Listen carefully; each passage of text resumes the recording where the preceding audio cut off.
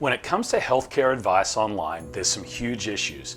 First of all, it doesn't matter how qualified or unqualified someone is, you shouldn't take what they've said, believe it, apply it without looking into it, and just say that that's truth. I don't care whether I've said it, whether someone way more experienced than me has said it, or whether someone who's got no health practitioner in their bio at all says it.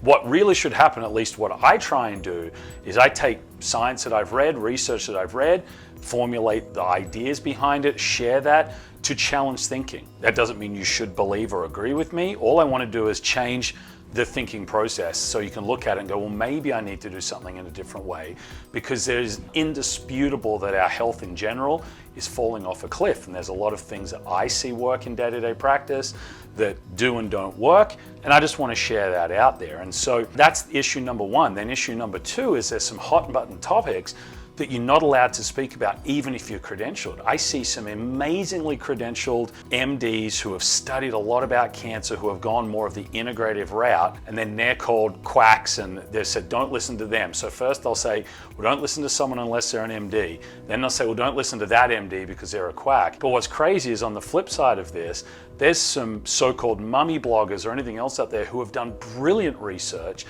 that everything they say is cited and backed up and it's pretty bulletproof, and people will attack them, not their work, because of their lack of credentials. So with all that being said, I want to dive into the cancer realm a little bit, and I want to share some experiences that my family has had, and this is a microcosm of what I've seen on a bigger level in 20 years dealing with patients every day as a chiropractor and in the functional health space.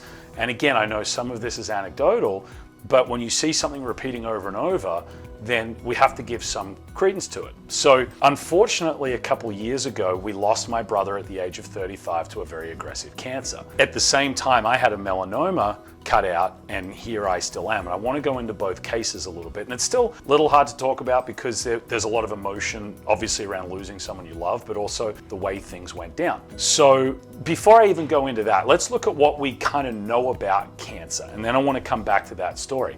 So when Nixon was president, we declared a war on cancer, and it was about the 8th or 7th leading killer in America and probably the Western world. Since we declared that war 50 years ago, it's almost caught cardiovascular disease as the #1 killer.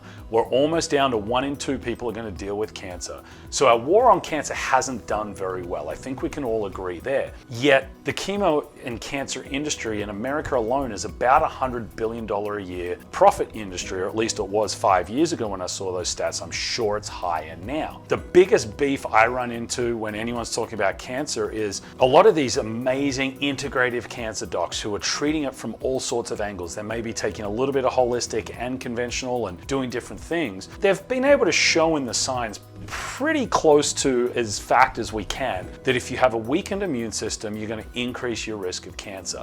And in fact, when cancer takes hold, it will weaken your immune system as well.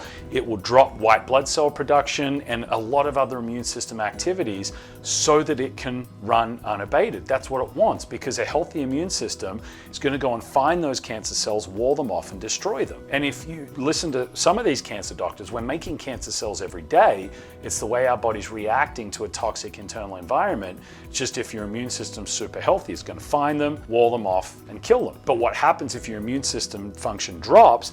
The cancer can start to proliferate and take over without anything being able to stop it. And that's when we run into problems. There's also not much dispute that cancer comes about from DNA damage thanks to things like toxic overload. Some underlying infections are being implicated right now, especially things like parasites. And so it would make a lot of sense that what we eat can drive cancer. I'm not saying it's the only cause, and I'm not saying if you change your diet, you'll cure cancer, although there's a lot of people out there who can show they did that. But we know that one of the biggest places that we get toxic overload is from a poor diet as humans. And we're pretty certain from the science that cancer feeds a lot of glucose and sugar. In fact, a lot of the PET scans you'll do to check for cancer, they're putting in a sugar isotope to have the cancer cells take it up if they're present. Hey, Dr. Rodney here. If you want to get my free PDF, 5 hacks for boosting your immune system, just go into the description of this video, click on the link, download it, and if you have any questions on it, just send me a message and I'll help you out with it. with it. So when you have doctors say that immune system has nothing to do with it, what you eat doesn't matter, eat anything you want when you have cancer, to me that should be such a big red flag that if you've been diagnosed with cancer, you should go and find a different cancer doctor, because the brilliant ones out there will not say that. They will say you need to change your lifestyle, because even if they're wrong, at the very least, having as healthy and clean a lifestyle as possible is going to give your body the best chance to fight any kind of chronic illness, of which cancer is a major one. Then we can look at the genetics piece. There's actually less than 0.3% of the population have a high-risk cancer genetic mutation, and even then it doesn't mean they'll definitely get cancer. But instead of educating the public on, hey, if you're in that 0.3%, here's how you can live as anti-cancer lifestyle as possible, these people, especially women with the BRCA gene, will be told just lop off your breasts. I mean, to me, that's insane. That doesn't make any sense. But those same doctors will argue, well, cancer's genetic, there's nothing you can do lifestyle-wise. And I just think there's more than enough research out there to say that that is completely false. But at the very least, we should be having discussions about this. And we should be having discussions about some of the treatments that seem to be working, that don't just involve bombing someone who's already got a weak immune system with chemo and radiation. So let's get back to the story of myself and my brother. So while I've had some chronic health issues due to living in a house that was full of mold, having some genetic mutation issues like the MTHFR, so I don't detox well, and so I've accumulated a lot of heavy metals in my life. You can see the bags under my eyes that never really go away no matter what I do. And the chronic sinusitis and the redness in my nose from the mold. With all that being said, I've lived so clean and so healthy in the last 10 years through my 30s and now early 40s, and done so much work to bind and pull out a lot of that stuff. When I ran into a cancer, I had a melanoma on my back in an area that I've always had biomechanical issues, so it's an area that clearly doesn't drain well. It was well contained. They cut it out, they got all of it. I went and did a PET scan to make sure it hadn't spread. And that was it. Now, my brother, on the other hand, had a very, very aggressive sinus cancer. He was originally in Italy working on boats when he was diagnosed. He also grew up in the moldy house that I did, but he did not live a clean lifestyle like I did. He was a little more overweight, drank more alcohol, ate like garbage. And so also some different emotional stresses and things like that, because cancer for sure is multifactorial. There's always multiple things behind it. I also think the chemicals he got exposed to in the boat industry and probably some parasites he might have had in there probably drove a lot of this. Now, this cancer was very aggressive. Initially, they misdiagnosed it, did a sinus surgery and cut into it, which is the worst thing you can do. Then they diagnosed it, gave him chemotherapy, 3 sessions, and it completely blew up this tumor. So I got him over here to the States, and we got him to an integrative place. He went there for 6 weeks and did phenomenal. The cancer didn't grow. He had 0 spread, and his blood work was amazing. If you looked at his blood work and his inflammatory markers, if you just saw that, you would have thought this is a very healthy person who doesn't have any cancer at all. What worried my brother was the tumor wasn't shrinking. Now, it wasn't growing, but the shrinking was so small and so slow, and it's so expensive because health insurance doesn't cover that stuff. He got nervous and thought, maybe I should go do some conventional treatment and then come back. And we said, well, just go meet with a conventional doctor and then let's all talk about it as a family, because clearly what he was doing was working. The cancer he had a less than 5% 5-year survival rate.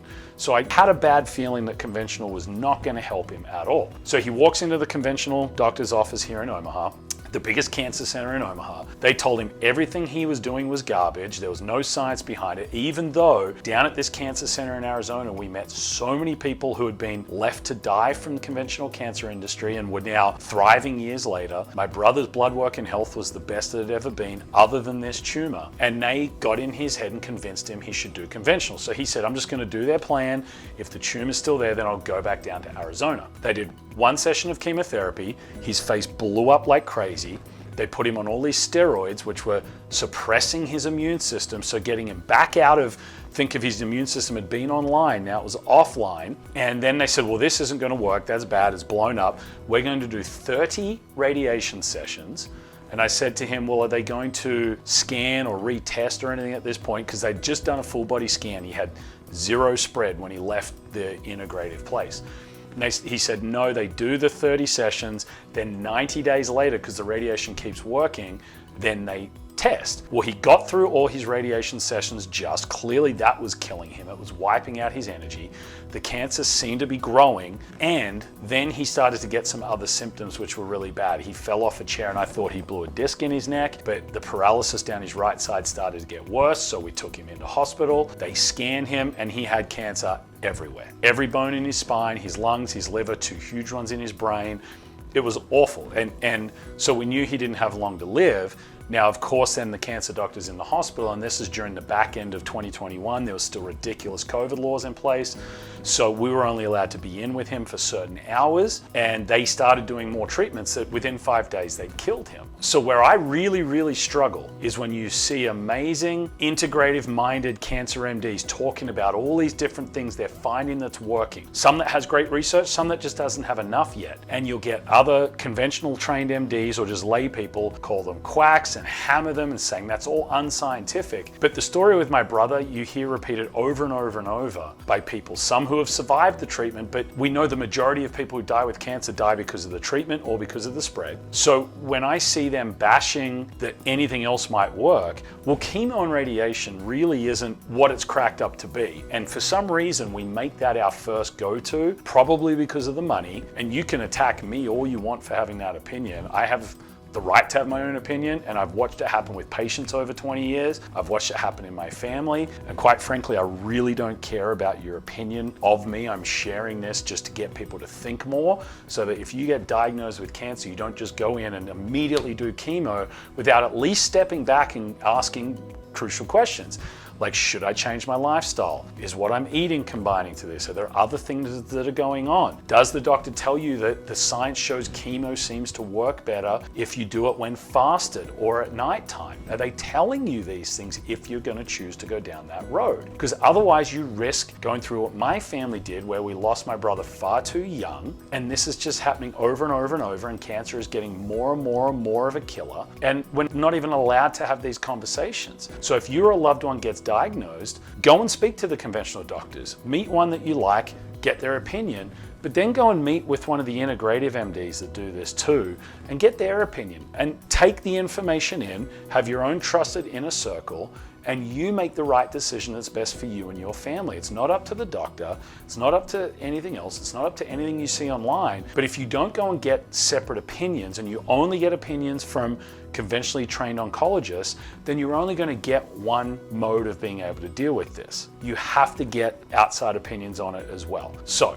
if you've made it this far, I appreciate you sticking around and going through my story. And I hope, if nothing else, all this does is challenge you to think a little more critically if or when you run into cancer. Now, you might be someone where conventional is the right treatment for you. Short hit of chemo or radiation might save your life and you'll be good to go. Fine, I have no problem with that, as long as you've gone and looked at what all the options are, you've understood it properly, and you're also making the changes you need to change with your lifestyle to prevent it from coming back, because we know the rates of a second bout of cancer after doing chemo or radiation is going to be very high because your immune system has been so crushed. A healthy person wouldn't be allowed to do chemo because they'd say it's poisonous, but we're giving it to someone who has a weakened immune system.